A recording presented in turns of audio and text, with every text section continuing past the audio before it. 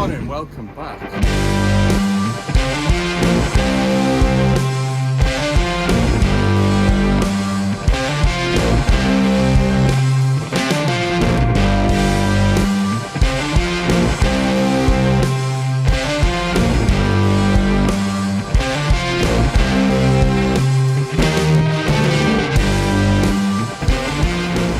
So we're loaded up for the day.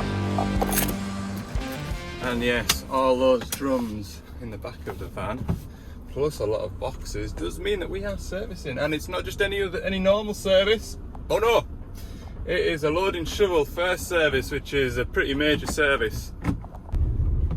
So yeah, at least it's going to be a dry day. The spot where I'm going to, it's sort of 50-50 whether I can get the machine inside. They do have a workshop, but it's only big enough to fit one load and shovel. So if there's something already in there, then I'm outside in the cold. It's just a local sand quarry. It's about 40-ish minutes away. Road will be slippy, so I'll go steady. I'll go steady, don't want to wrap the Sprinter like a DPD man. You said it, not me. Here. There it is, look, in the workshop already for me. What a treat. So this site has got two 320s, new ones. That one's on 390. So we'll be back in a couple of weeks to do the same job. There's also a 420-5 working up the quarry. That one's knocking on towards 13,000 hours now. One of them Perkins cat engines by the look of it. Yeah, cat look. Meow. Anyway, when I'm servicing the shovels, I always lift the boom up and count the bucket over, because I'm going to be working underneath here, draining the axle oils out. It's nice to be indoors, but there's I don't get the heat of the sunshine on us. I'm going to put a body warmer on underneath this jacket, I think. Nice clean cab. The operators were telling us that these 320s were swapped for case 812, is that the number? 2 cases anyway. We didn't get them as trade-ins, they sold them themselves. Okay, total number of layers on 5. I'm not getting cold, but I'm probably going to get too hot now. So we'll get on. So what I like about these 320, 380 shovels is the engines are really good to service. Really quick, or it feels like it's going really quick. There's no centrifugal oil cleaner to change or clean every 1,000 hours. Got engine fill and checkpoint there, engine oil filter on this side. 2 fuel filters, which has got the electric lift pump to bleed the filters through. You just flick that. You can hear the fuel bleeding through, and the air filters up there. Really simple. Got a tap down here. This one does the engine oil, as you can see. This one next door does the coolant. In this machine is Doosan's own 6-cylinder engine. It's a DL08, which is the same engine as what we'd find in a 30-ton machine, excavator wise. And I think that engine is up to 350, and then the 380 swaps to a Scania, I think. So we've got the first, it's not quite full actually. But anyway, 35 litres in the book. It says this engine oil capacity is, but I find it's close to 38 because it does fill the drums right up. So while we're servicing, it's not just a case of dropping oil, changing filters, resetting the dashboard. This is your chance to have a look over this machine. Now I haven't seen this machine ever to look over it. It was PDI'd at Castle Douglas and it came straight to site, and this is the first time I've had to open cupboard doors and get a chance to have a good ratch over it. So What we're looking for is any signs of any oil leaks, condition of belts, pulleys, making sure there's no unusual looking sort of wear on the pulleys. I'm not showing you very well.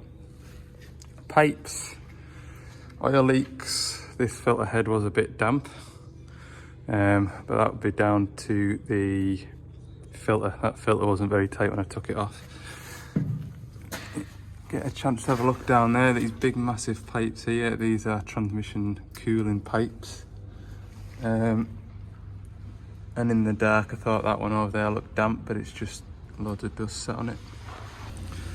So we're doing that the whole time. We're sort of looking over the engine really, just making sure there's nothing unusual looking that we can prevent from having a breakdown.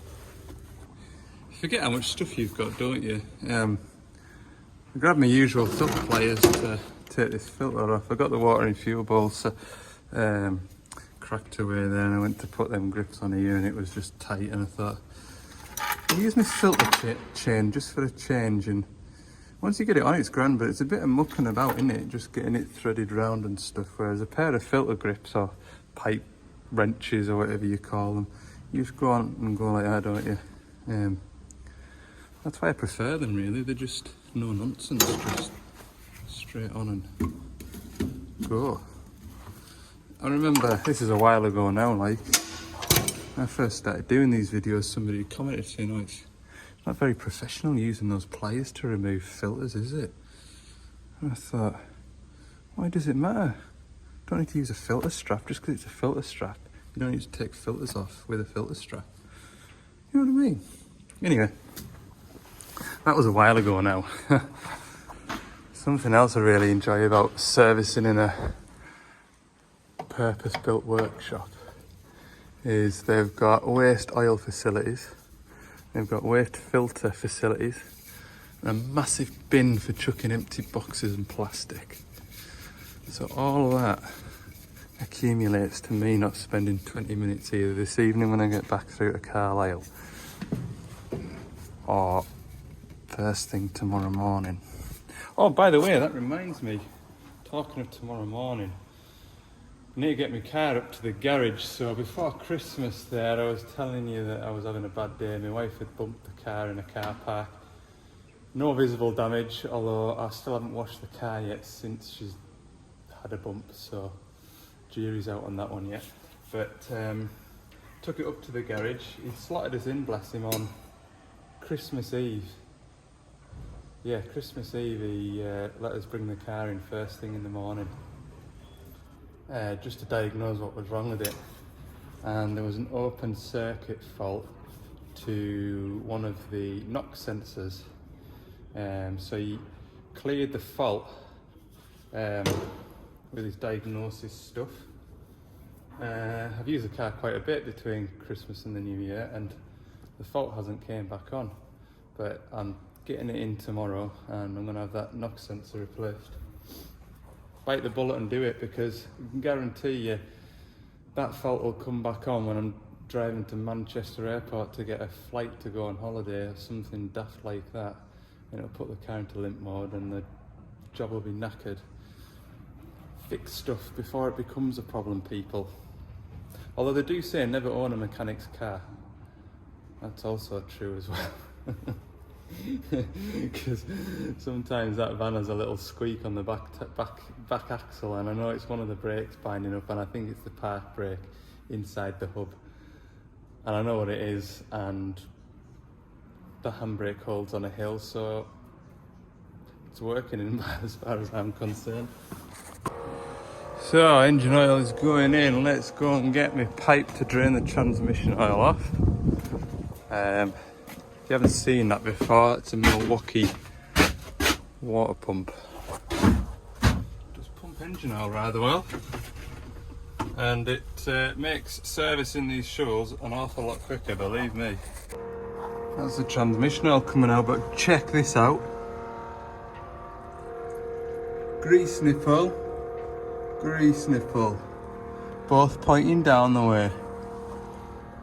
Today is going to be a good day. I can feel it. That is Oh, chances of that happening again. Phew. Be lucky if that happens again this year. I will. That's the drive shafts all done. Yeah, whoever built this shovel back at the factory made sure that all the grease nipples were in sync. I'm pretty sure that's just a fluke, because I've often seen it where I can get at the back axle one, but the front axle one's pointing that way and vice versa. So all the grease nipples were pointing down the way, right the way along. Marvellous. So let's, sounds like I need to put a new drum of engine oil in front of that oil pump. So probably the worst filter to change on these 320, 380 shovels is the transmission filter. I don't know why the smaller shovels didn't deserve a remote filter up out here. Having said that, the filter life of these, or the service life of them, is every 2,000 hours after I've replaced it on the first service, so we'll get that in there. Now usually they are FT, if you know what FT is. Well, be imaginative. Chucking tight. So I'm gonna, because I've already got this out, I'm gonna give this a go. Oh, look what a time to run out of battery. It'll stay on now for another 10 minutes, then just go off. So I better crack on. But yeah, these filters are normally tight. Getting on well. Transmission filter's changed. Top tip might look like common sense, but that is covered in grease, that pin. My shoulder and cheek and head are right next to it. Engine oil's just about done. It's just run out of batteries. The cold oil that was a full battery, and it's pumped about 30 litres. Never mind. All batteries were charged, so we're off again. Okay, shout out to John for sending me a breaker bar repair kit. I have finally got round to fixing my breaker bar. I think that's taken only about 3 months to get around to doing that. So there we go. Right. Oh, that is the engine oil empty. So that means the engine oil is full. Don't know if you can see this very well, but absolutely spot on. Because that little 2 or 3 mil over the top mark will fill that massive filter, and it will be bang on the dot. I'm telling you, I surprise myself. I genuinely do. Surprise myself. So, engine service complete. Transmission oil is drained, so I need to scurry back underneath the machine and pull that pipe out. And then, oh, this will upset somebody. So there's a fella on one of my YouTube videos watching me servicing a shovel, and he was so offended that I was filling the ZF transmission with engine oil. Goodness me, he was not happy with me at all. I've been doing it wrong for 13 years. I mean, my eyes were truly opened at that point, and I thought to myself, all those transmissions that have gone bang because I've been turning up and putting engine oil in them. I couldn't sleep that night. No, it's perfectly acceptable to put 15W40 engine oil into the ZF transmission. You can also use, now then,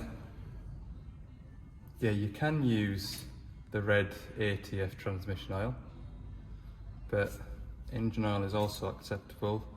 The CVT gearboxes, we use GA12, which is a multi-oil, so that's a bit thinner.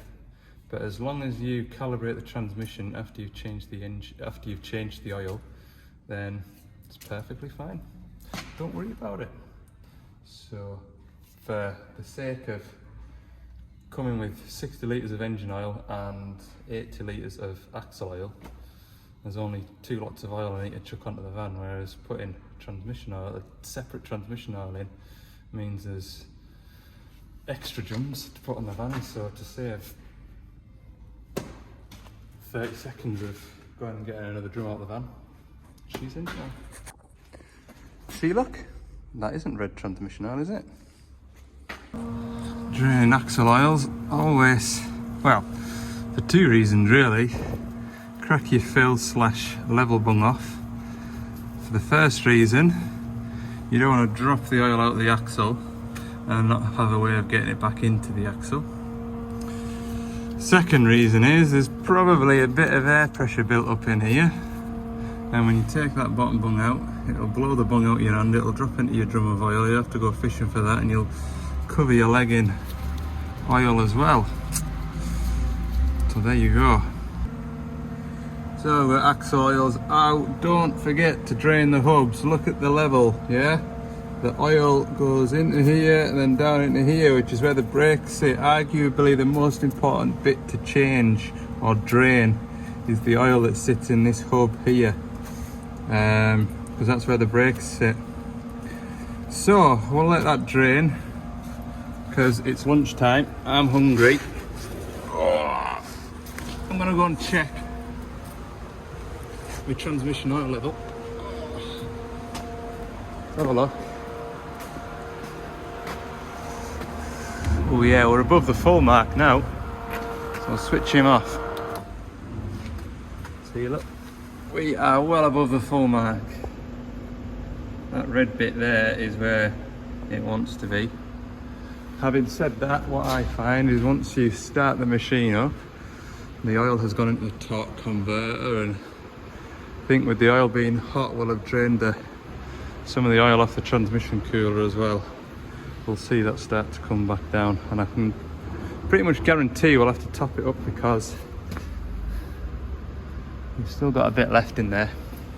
It's normally just over 20 litres, and the 3 or 4 litres that I didn't put into that engine went into the transmission, so we'll be somewhere near. Let us lunch. Lunch has been had. That happened. I finished my lunch about 40 minutes ago. Been on the phone there, sorting out a job for tomorrow. We've got 420 shovel to run up the road to get some information off tomorrow morning. That kind of ruins my day in the yard tomorrow. But anyway, all the more reason to finish this service and get back to the yard and do a bit this afternoon, I think. It's 2 o'clock now, but I think another hour or so, 40 minutes back to the yard, we'll get an hour or so on that 85 this evening, I think. Right, back axle's done, front axle's filling. I'm hoping I'm going to have this return filter done by the time there's 20 litres gone in. Return filter changed, and the pump hasn't run out of oil to pump yet. Won't be far off though, because it's got a new battery in it. Oh, just in time, another inch left in there. So that's the pilot filter, and that has been replaced just in time because the front diff's full now. Pull out there, hook that on there.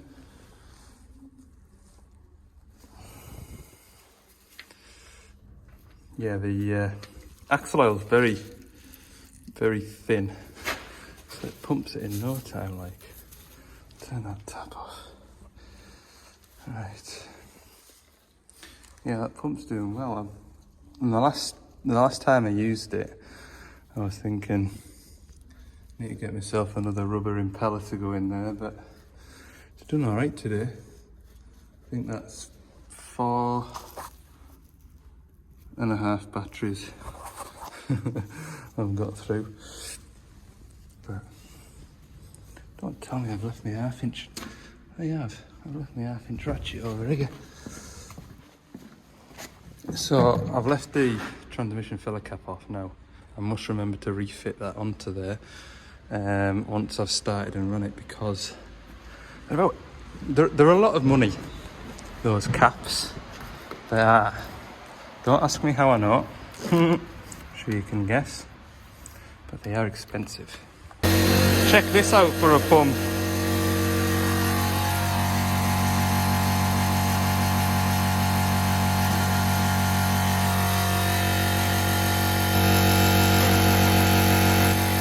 That is the job like, isn't it? Oh, I'll give it some air.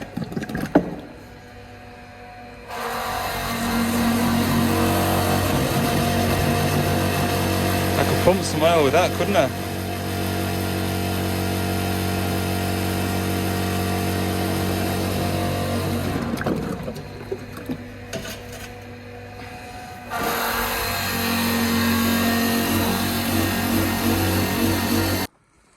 So it's time to pack up now. Now this looks big and bulky, I know, but when I disconnect that from there, no oil leakage. There's the ball bearing on this side around here. Disconnect that one, no leakage. Right, I need to go and put this back in the van, and then that blue bucket carries me pipes in case there is any leakage, which there can be a bit of a dribble here and there, but it's in the bucket and not the back of my van. Here's a real quick one, right? DL 320, 380, the smaller DLs, smaller shovels, have these fold out steps. Now on a 420 and above, these steps are bolted to this frame, but they don't fold in, and you can still catch them, because that sits outside the wheel, you see? So, while I'm looking at this new machine, that there is the part number for the folding steps, because I do get 420 drivers say, oh, why don't them steps fold in? I've caught the step and it's twisted the frame, and maybe more for my benefit, but there we go. Right, put this blue drum away. We're all packed up-ish. I've just started it. Had a walk around, and you can see now transmission oil's gone, so I'll just pour some more in now quietly until it reaches the level. So the transmission oil took about 6 litres. Now I need to take it for a drive. Get it warm.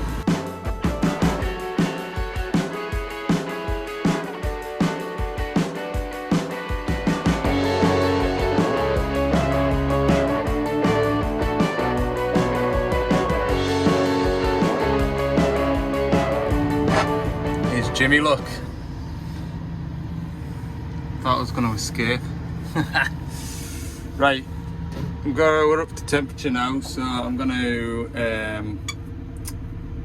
do a calibration. He's a lovely fella, that fella.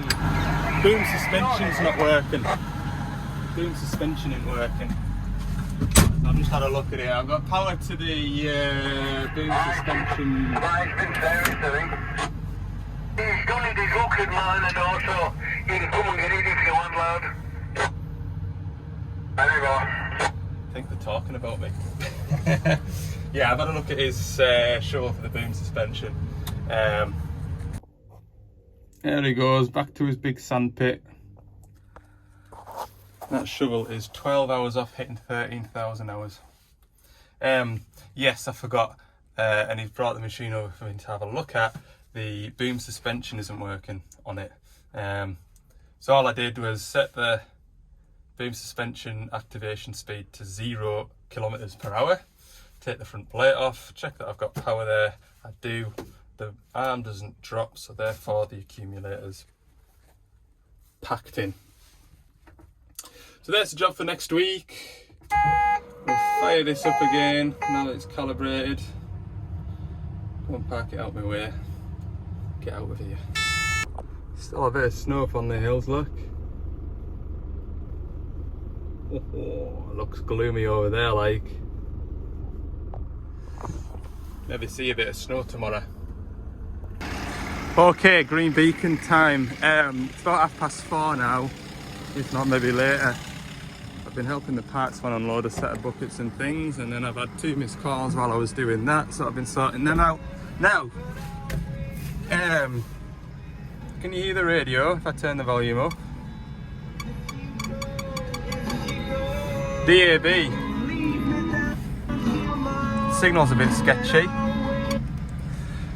Now then, I couldn't get the DAB. This machine's pretty much PDI. There's 1 or 2 things that I need to do, like touch up the paintwork on the hitch and fit a green beacon, but I did the majority of the PDI before Christmas. And I couldn't get the DAB radio to find a station.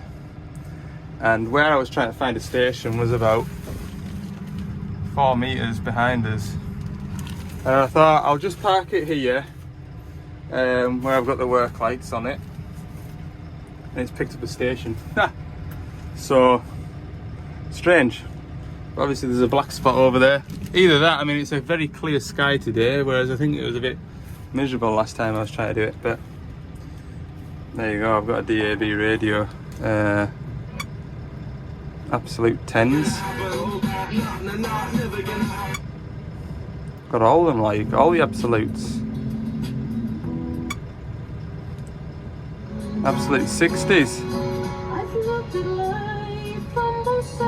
Goodness me. Couldn't listen to that all day. Anyway, DAB radio's working. Okay, I can't remember how I mounted the last green beacon on a DX85. I'm pretty sure Castle Douglas used that bolt hole there.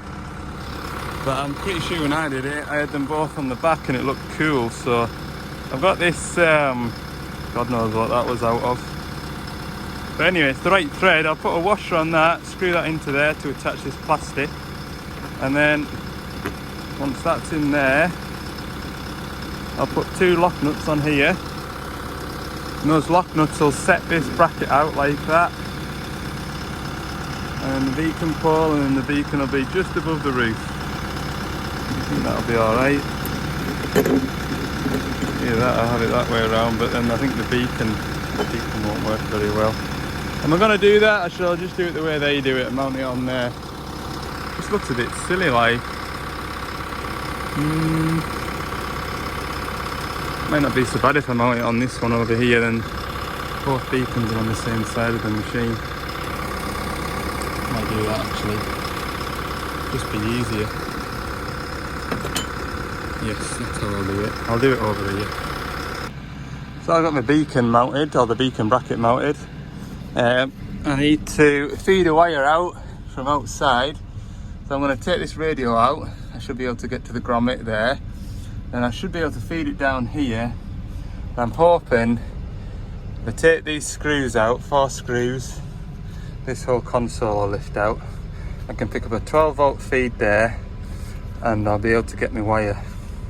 That's the plan. Okay, the radio's out, so that one there is your DAB antenna, aerial, whatever you want to call it. Now when I pulled the radio out, it left that behind. So I wonder if it wasn't clicked in properly. Anyway, at the back there, zoom in out. That grommet there is where I'm going to feed some wiring through, hopefully. Wiring through. There it is. Looks like it's going in the right direction. Ah! It's there. It's good, I think. Maybe just reach my arm up here now and see if I can catch a hold of the tail of it. Perfect. Right, I'll have to turn the machine off now, although I am enjoying the heat that's in here. I'll put this radio back in first and I'm not clanking my head off it. So I've got wiring, that's my wire there, coming down out the back of the plastic, along and up to that lift up. Oh, I've just dropped my roll of tape. To my plug and orange reel. Good. Green beacon's working. Looks alright, doesn't it? Marvellous. Wants to be and all because it's 6 o'clock. Well, it's after 6. 6:15. I've already had the children on the phone asking where I'm at and what time I'm going to be home. They're worried they're not going to get the bedtime story tonight. So we'll park it up. That's the majority of this PDI complete now. All I need to do now, there's the door release down here. All I need to do now is give it a wash down, which I can do tomorrow afternoon when I get back. I won't be away all day tomorrow. I'll literally be up the road and back down the road, unfortunately. But that's just how it goes sometimes. The 27, the new 27 over there that we checked in the other video, that one is also to PDI for a customer. This one's the priority. We promised the customer he could have it for the first week of the new year, so we should have that all done. Turn that off. Interior light. We should have it all done for him. Yeah, it's just little bits now. Take these sorts of shipping stickers off, give it a clean up. I haven't really enjoyed doing that. I don't like doing it in the dark. That light go off. I did turn that off, didn't I, that light? Maybe I didn't. Oh, there is a... No. What have I done wrong here?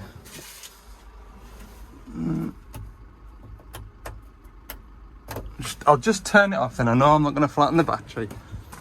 I'll leave that rag in there for tidying up. Good. Right, all this junk to put. It's remarkable how much stuff you get out when you're doing a little job like that. So that's taken an hour and a quarter to do. The salesman's watching this. It took 2.5 hours. Sorry, Darren. It did. It took 2.5 hours.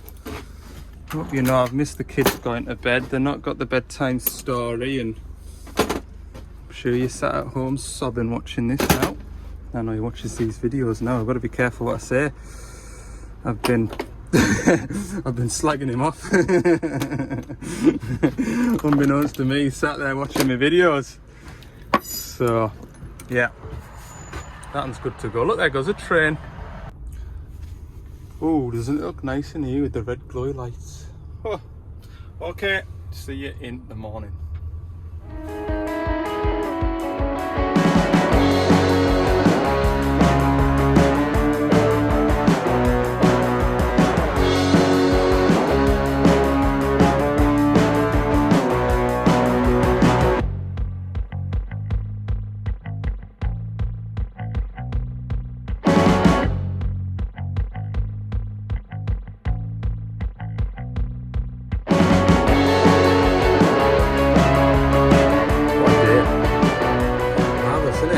Wednesday.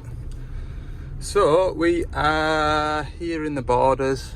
I've come to essentially gather information off a DL420 loading shovel that's got an engine management light. The reason why we have to do this is two reasons really. Make sure it's not a Doosan fault causing the engine management light, and then once we've clarified that, we can then instruct Scania.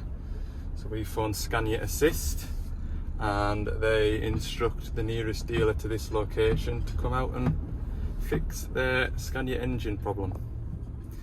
So that kind of happens when the machine's under warranty. Then when it's out of warranty, we can do what we want. We've got the Scania diagnostic tool and stuff like that. So it's more of a paperwork exercise, this visit, rather than a troubleshoot and find problems sort of a job. But yeah, we can't just phone Scania and say, oh, there's a problem with one of your engines in one of our shovels, can you go and have a look at it? We have to come and physically come here. So it's mid-morning, and we'll just wait for the shovel to come through, have a look at it, and then head back through to Carlisle. It is what it is. I'm sure there'll be all sorts of comments regarding this, but yeah, these are the these are the jobs that you don't mind doing when you're quiet, and it's a nice little ride out. But could do with being back in the yard, getting new machines ready to go out. So yeah, absolutely marvellous. The fault with this machine is it's saying that the soot build-up is too quick. The operator says that it's just doing its regions as normal. The error code came on 9 o'clock yesterday morning, which I found on the tracker. The fault hasn't been on today yet, but I'm just looking around the DPF filter here.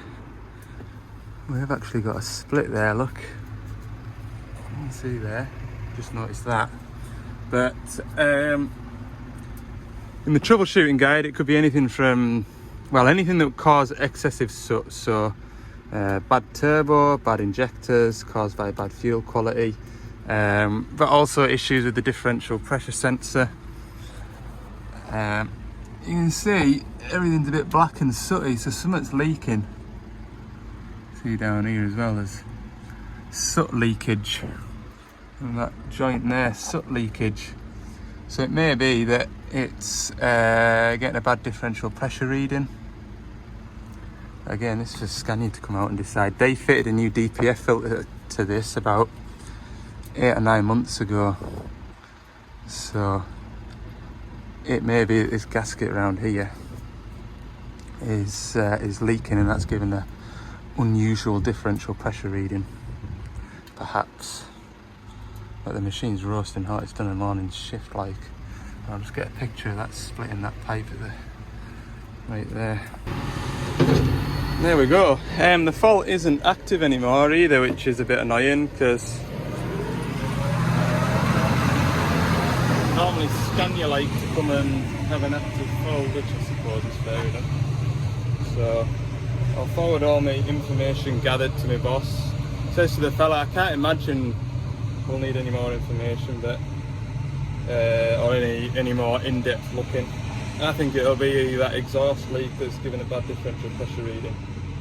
I spoke to one of my colleagues yesterday about the fault, because I'd never had it before.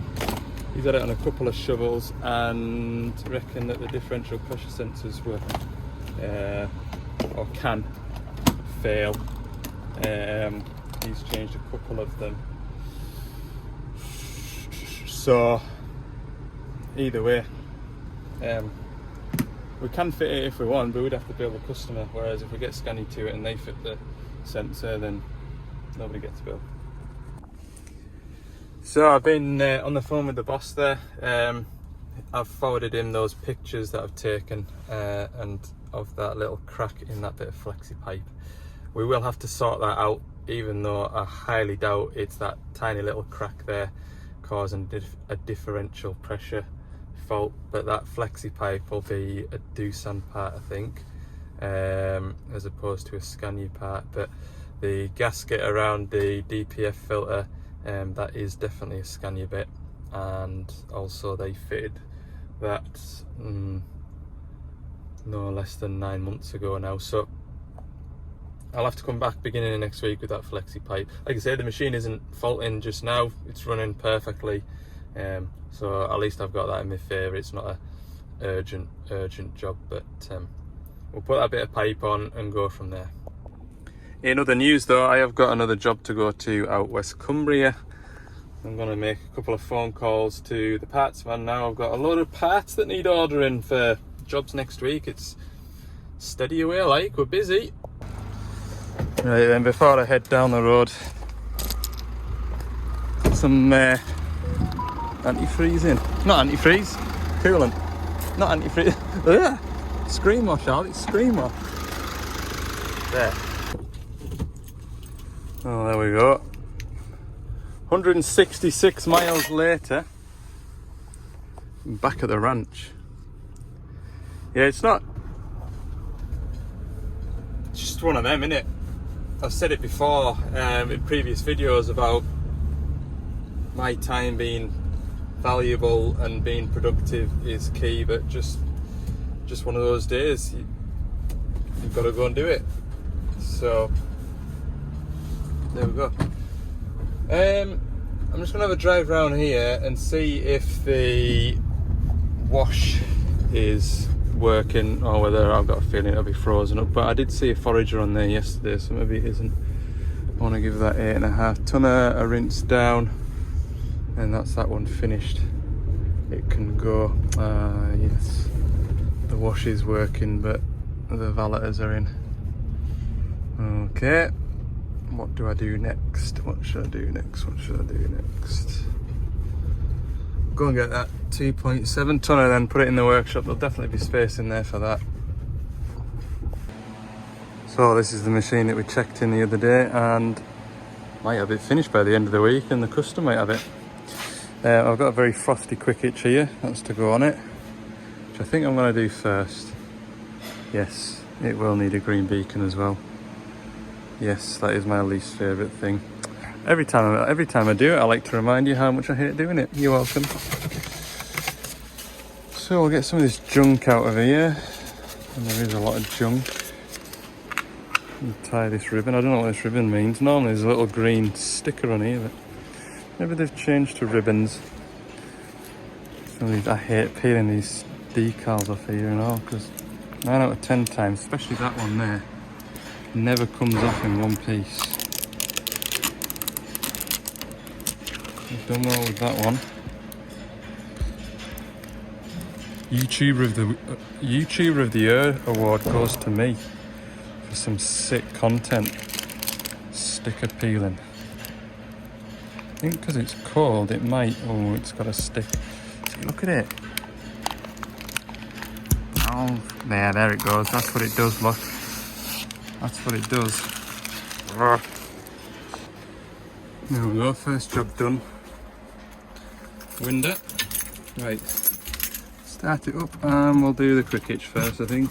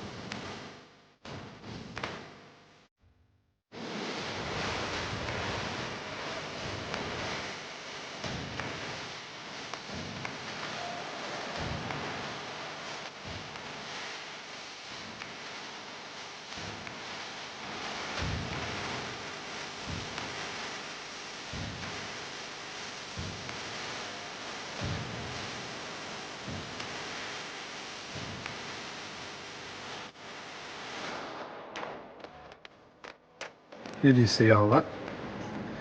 That is a full hitch installation from start to finish. What we're doing in here, for those of you that don't know, that there is the pressure feed for the quick hitch, and when it comes from the factory it's on this pump fitting here as opposed to this pump fitting, so that hitch wouldn't work when we curl the bucket in. It would work when we draw the dipper arm in. It's just got the wrong feeds the wrong way around.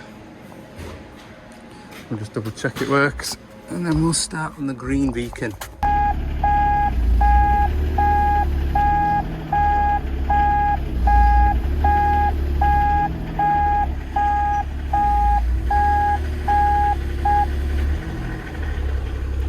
Good, that works.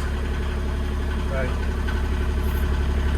Put that on a launch and do green beacon. What time is it? 5 o'clock. Yeah, good news ish.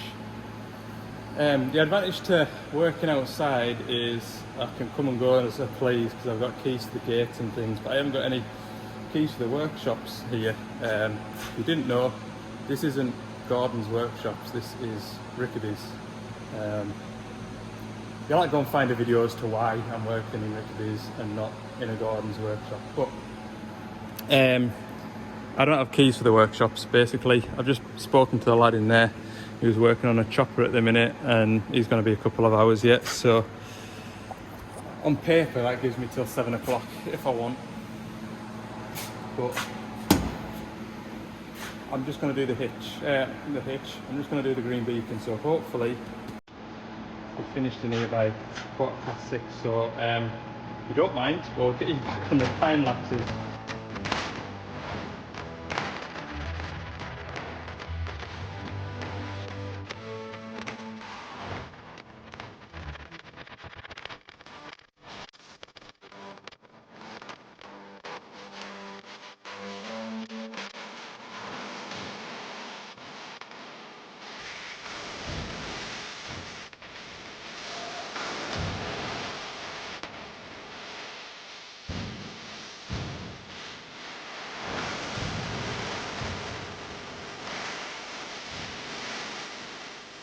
So I'm going to make a slight adaptation to my usual green beacon fitting on these 27s, because it is a pain in the backside. To remove that trim, you need to remove that trim, and to remove, to remove the rest of that trim, you're going to take that out. So basically you've got to work your way up to get all of this out. In the past I have managed to flick this down on the catches because it's just like a snap fit type of idea, but you can struggle to get the clips back in, or it leaves the metal tab behind and they're a nuisance to pull out. You just seem to spend more time than you need to stripping stuff out. In the previous 27 that I did, the one with the tree shear, I found this. I didn't even know this plug was here, and this has got an earth and a live. So what I can do is take the live and the earth out of that plug there and put that into a 2-pin Deutsch plug. And then the back here, I've got this plug here. Now this is for the review camera. If you get a review camera mounted to this, you just basically plug it into that. Now this is controversial, but this is how Castle Douglas seem to be doing it when I've been, well, it was that 27 that I was at before Christmas. That was PDI by Castle Douglas. I didn't do that one, I don't think, or it already had the green beacon. I can't remember. Anyway, they are using the 2 orange wires coming out of here to feed the green beacon. So that saves me running the wiring down here. So all I need to do at this end is find the orange wire and the orange wire with the black trace, which is that one there and that one there. I'll pull this out, I'll cut them there, and I'll use those wires to go up the cab. I'll pull those 2 out of there, put them into a Deutsch plug so they can go back into there. I'll leave obviously enough tail here to be able to rejoin it if the customer ever did want a review camera. Chances of that are slim to nil, I think. It's only ever happened to me once where a customer's got a machine and after 6 months thought a rear view camera would be handy, and I've gone there and installed it. It doesn't happen very often. So I'm going to save myself the... It can take up to an hour to feed a wire into there, whereas I can just chop 2 wires, join my wires to them, and diddle about with plugs. I don't even need to crimp any ends on plugs. I just need to unplug and put them into 2-pin Deutsch plugs. And it is that secret that is gonna get me that green beacon wired up by 6 o'clock, yeah? Time is 5:25. I reckon half an hour I'll have this green beacon on. What do you say? So I've done a quick continuity test, obviously with this bit of the plug. I've got loads of wire here to play with, whereas that's going to just be tricky. So what I've decided to do, I've continuity'd these 2 wires here, orange and black, which are the same orange and black wires that I've got in this plug here. they use this plug to keep the water out. So what I'll do is I'll just utilise this plug. I'll put 2 pins in here, run a bit of 2-core out from here to my beacon pole, which I'll mount off here. And then at this end, instead of chopping the wires and hardwiring it to my new wiring, I'm going to put a male Deutsch plug on this side, and then on this side I'm going to put a female Deutsch plug. That will protect the wires from corrosion or whatever. However, if the customer does eventually decide, oh, I want a camera on this machine, then I can just plug those 2 wires back together. There's no drama, and that's when I'll spend the time running another wire down here for flipping green beacons. But yeah, that means that I can quite easily put it all back to standard if I need to. So I'm going to get this tool here, and we're going to feed this inside here, and we're going to put some of this back.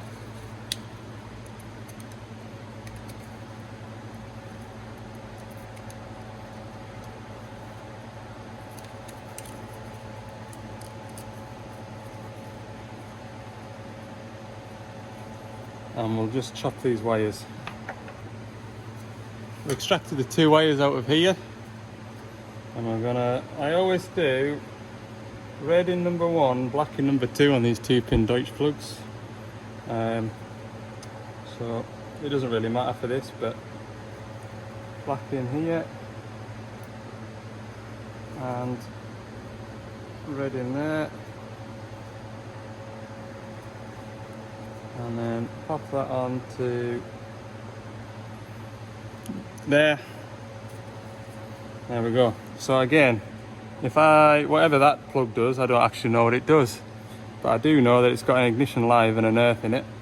But whatever that plug does, if I ever need to reuse that, I can just pull that Deutsch plug off there and put the pins back into there where they live. I was maybe a little bit optimistic, but I did have a phone call from my wife, so sounds like I need to go home. But anyway, all the wiring is done. The wiring is complete. I've just got tidying up to do. So we have got the green beacon clicker, which is on a Deutsch plug. So if ever we need to remove the seat, all we need to do is unplug it here. Down in here we've got a live and an earth. The earth is going straight up the harness. That's going away up, straight up to here where the green beacon's going to be. The red wire comes up to here where it is joined to this black wire, where it goes up into the clicker, where it comes back out the clicker and away up to here on the orange wire. Done. Like I say, just need to tidy it all up now, but it looks like a lot of Deutsch plugs and the wiring does look a mess at the minute. It will be tidied up. However, to put the machine back to standard, all we need to do is unplug that, put the wires back into there, unplug that, plug that into there, and the machine's standard. We haven't done any damage, everyone's happy, no dramas. So it was a bit of a wasted exercise taking the radio out.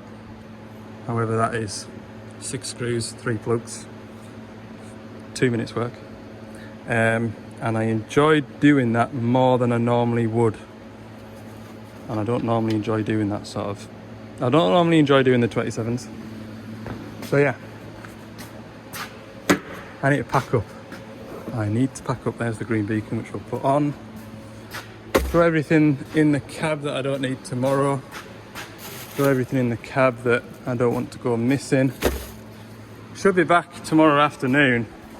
I'm away up into the woods tomorrow. I can get access to my DX210. There's a decent chunk of work to do up there. But I reckon I'll be back 3 o'clock. So a couple of hours we'll have this thing finished, PDI'd.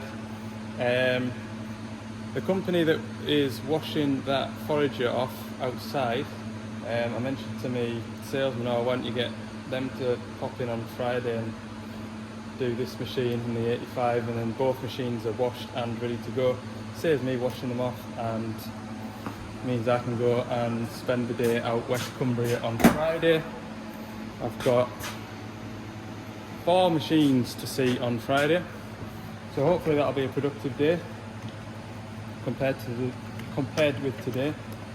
It's a bit annoying really that I have to do PDIing out of hours, so to speak, which is why I don't like PDIing.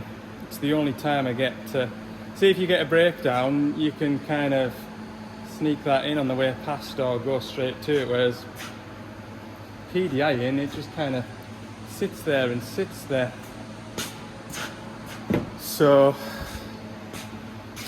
anyway, I must turn that interior light off.